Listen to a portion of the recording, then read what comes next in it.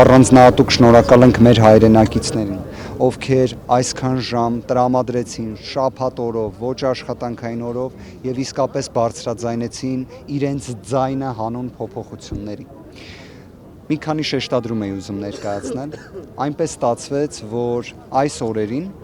մենք ստացանք դատարանից համապատասխան որոշում, որ Սամվել Կարապետյանի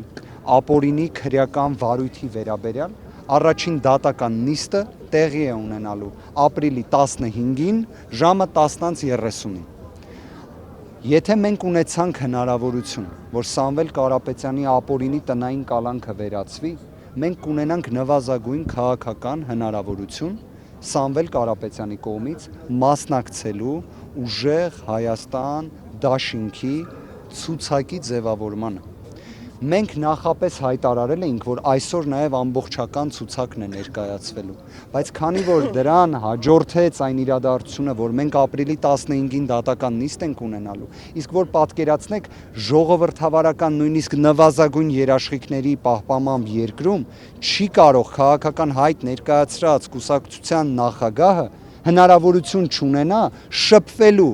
հարցազրույց ունենալու նախընտրական ցուցակի ներկայացուցիչների, թեկնածուների հետ։ Հայաստանում այսօր այդ իրավիճակը ունենք, բայց քանի որ դեռ ժամանակ կա, այն է մինչև ապրիլի 23-ն է ԿԸՀ ցուցակներ ներկայացնելու ժամանակահատվածը, մենք իսկապես հույս ունենք, որ այդ հնարավորությունից կկարողանանք օգտվել։ Այդ իսկ պատճառով այսօր ամբողջական ցուցակի վերաբերյալ տվյալները չներկայացվեցին մեր հանրությանը, մեր հայրենակիցներին։ Մի կարևոր շեշտադրում էլ ասեմ, նախկինում մշտապես Սամվել Կարապետյանի խափանման միջոցի վերաբերյալ դատական նիստերին մեր հայրենակիցները իրենց աջակցությունն էին ցուցաբերում, ներկա էին գտնվում դատարանի հարակից տարածքում, ինչը չափազանց կարևոր էր։ Այսինքն Թբիլիսյան խճուղի հասցեում գտնվող հակակոռուպցիոն դատարանում միշտ մեր հայրենակիցների ներկայությունը եղել է։ Սա եւս մի առիթ էր իմ երախտագիտությունը, մեր երախտագիտությունը բոլորի Կարապետյանների, նաև հենց ուժեղ Հայաստանի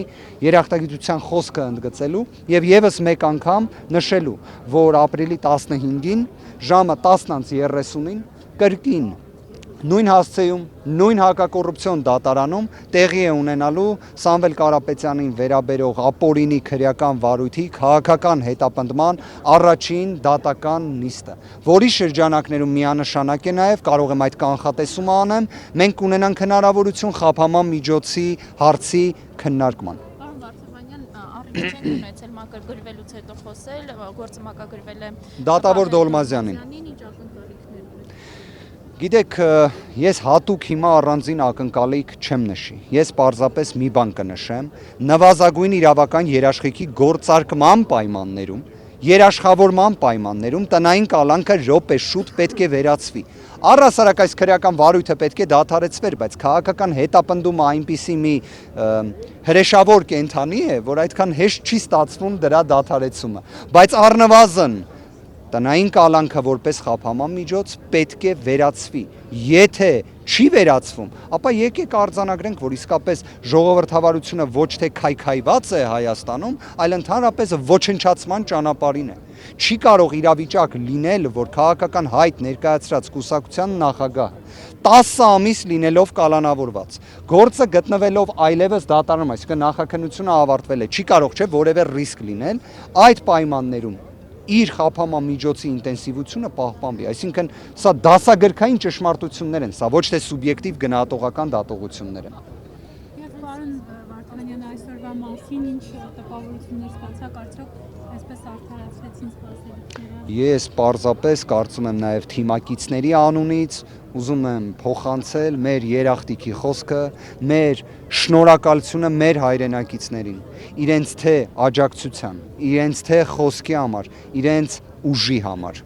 եւ իրենց աջակցության համար ուժեղ Հայաստան։ Վարդանյան իշխանության ներկայացուցիչներն ասում են, պատասխանում ձեզ, ասում են, որ մենք չենք վախենում Սամվել Կարապետյանից։ Ինչ պետք է մեկնաբանեք։ Բա ընտրական օրենսգրքում ինչի փոփոխություն արեցին Սամվել Կարապետյան անուն, ազգանունը չօգտագործելու համար։ Իդեպ դա նույնիսկ այն օրը ասում էինք ազգային ժողովի մոտ, որ ուժեղ չվախեցող կեցվածքը նա է, որ օրինակ ասեին, մենք հրաժարվում ենք այդ փոփոխությունից։ Իդեպ իրենք հենց ընդունում էին, որ դա անում են հենց Սամվել Կարապետյան անունը, որ չլինի համապատասխան ԿԸՀ փաստաթղթեր ներկայացնելու գործընթացում։ Լավ, ինչի համար։ Հիմա վախենում են, չեն վախենում, իդեպ մի բան էլ ասեմ, չեն վախենում, թող տնային կալանքը վերացնեն։ Այդ օրվա հավաքի հետ կապված ասում են, տեսեք, ինչքան փոքրաթիվ էին, հենց իրենք են փոքրիկ խմբակը, ոչ թե մենք։ Գիտեք, ընդհանրապես ցանկացած հավաքի վերաբերյալ գնահատողական դատողություններ ներկայացնել ելնելով մարդկանց քանակից, դա ինքնին վիրավորական երևույթ է։ Իդեպ իշխանության պարտականությունն է նույնիսկ մեկ քաղաքացու ակցիային հարգանքով վերաբերվել է, նույնիսկ մեկ։ Իսկ տասնյակ հազարավոր շատ հազարավոր հայրենակիցների բողոքի ձայնին պետք է պարզապես ականջալուր լինել, գիտակցել, որ իսկապես փոփոխությունների ժամանակը եկել է։ Եթե դատարանի որոշումը չլինի այնպեսին, ինչպեսին որ դուք նոր թվարկեցիք, կուսակցության գործունեությունը հետագա քայլերը հատկապես մինչև ամսի 23-ը ինչպեսին են լինելու։ Գիտեք, ես անուղելի օպտիմիստ եմ։ Հետևաբար ես հավատում եմ, որ իրավունքը գերակայելու է, Սամվել Կարապետյանը լինելու է ազատության մեջ, տնային կալանքը վերացվելու է։ Պարոն Վարդևանյան, համացանցում քննարկումները նույնիսկ ազգային ժողովի նախագահ Անես Սիմոնյանը հարցում է դրել իր տելեգրամյան ալիքում, արդյոք ռեալ մարդեր ուղերձով, թե էլի արհեստական բանականություն, դուք դրա ուղիղ պատասխան կտաք։ Գիտեք, ես կարծում եմ ամեն ինչից զատ որոշակի էթիկական սահմանափակումներ պետք է ունենալ, անկախ նրանից ինչ պաշտոն է զբաղեցնում, երևի թե առավել ևս թե ինչ պաշտոն է զբաղեցնում այդ պայմաններում։ Սամվել Կարապետյանի տեսաուղերձի ձայնագրմանը, նկարահանմանը ես ինքս ներկա եմ գտնվել եւ կարծում եմ մեր հանրությունը իսկապես սպասում էր իր խոսքին։ Եվ պարոն Վարդևանյան, Լսում եմ, պարոն Կիրակոսյան։ Հստայելի թիմակից համարում եք, թե ոչ։ Մենք ենք համարում, պարոն Կիրակոսյան։ Պարոն Կիրակոսյան, մենք խոսում էինք էթիկական հարցերից եւ այլն, դուք ինձ նման հարց եք տալիս։ Մոտ 1-2 տարի առաջ Քոչարյանի թիմում եք, հիմա այլ քաղաք։ 2000, շատ լավ, պատասխանեմ ձեր հարցին։ 2022 թվականի նոյեմբեր ամսին ներկայացրել եմ հրաժարականս պատգամավորական մանդատից եւ դուրս եմ եկել ակտիվ քաղաքականությունից։ Այսօր իդեպ այդ միտքը ուզում էի ասել, լավ առիթ էր, հիմա ներկայացնեմ։ Անկեղծորեն եմ ասում, եթե ինքս իմ մեջ փորձում էի վերլուծել, արդյոք ուզում եմ կրկին վերադառնալ քաղաքականություն, չէի ուզում։ Բայց կարծում եմ նաև այս իրավիճակում որևէ մեկը չի կարող պարզապես կողքից հետևել իրադարձություններին, իրավիճակին, երբ մենք տեսնում ենք Հայաստանի Հանրապետության առջև ինչ մարտահրավերներ են կանգնած։ Քաղաքական որևէ թիմի անդամ վերջին 4 տարիների ընթացքում չեմ եղել։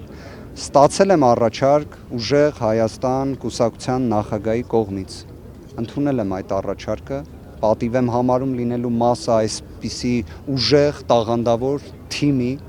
այն ներկայացուցիչների, որոնք 10 ամիս ամենախայտառակ ապօրինի քաղաքական հետապնդման պայմաններում ոչ թե վախեցել են, այլ իրենց ձայնը բարձրաձայնել են։ Երբ մարդիկ պարզապես խոսքի համար Հայաստանում կալանավորվում են, իմ թիմակիցները դրանից չեն վախեցել, այլ իրենց ձայնը բարձրաձայնել են։ Իսկ ընդհանրապես այլ հետևություններ անելու համար, պարոն Կիրակոսյան, ես իմ կյանքի ընթացքում գործողությունների համար, արարքների համար երբեք չեմ հրաժարվում, դրանք բոլորը կատարել եմ պատվով, հիմա էլ գլուխս բավականին բարձր է։ Հնարավոր է, որ 2 տարի էլ օրինակ ուժեղ Հայաստանում լինեք պատգամավոր, հետո մանդատից հրաժարվեք, մենակ այլ քաղաքական թիմ, ազգային դարերին լքեք օրինակ։ Պարոն Կիրակոսյան, ես ձեզ մաղթում եմ լավ տրամադրություն եւ հուսով եմ մենք ավելի լավ թեմաների շուրջ կկարողանանք խոսել փոխադարձ հարգանքի եւ կոռեկտության մթնոլորտում։ Ես էլ կարծում եմ ձեզ շատ հարգալից պատասխանեցի։ Կարծում եմ առավել քան բովանդակային։ Մեկ հարցել օրենսդրական փոփոխությունից հետո ինչ որոշում կա, արդյոք կփոխվի կուսակցության։ Եկեք մի քանի օր սպասենք եւ դրա վերաբերյալ բոլոր պատասխանները կունենաք, որովհետեւ իդեպ իրավական առումով առնվազն հետադարձ ուժի արգելքի տեսանկյունից չէր կարող ընդհանրապես այս մեխանիզմը գործել, բայց կապրենք կտեսնենք։ Մի փոքր սպասենք։